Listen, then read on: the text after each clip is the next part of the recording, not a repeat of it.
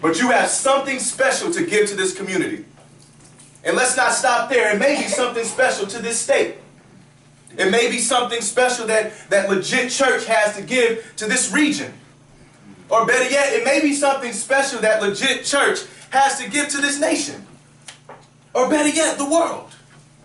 You see, the thing is that when you look at your theme about being overwhelmed with God, I'm going to get into my story a little bit, but I want to set the foundation here. When you look at being overwhelmed with God means that you're limitless. Being overwhelmed with God means that anything is possible.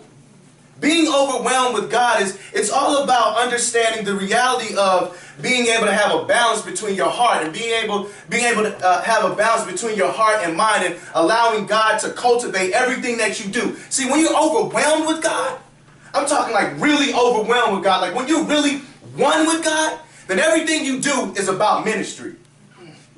If you're washing cars, that's your ministry. If you're sweeping up a school or dorms or whatever, that's your ministry. If you're working at a cash register, that's your ministry. If you're teaching kids, that's your ministry. Whatever it is that you do, that's your ministry. Because you're overwhelmed with God, right?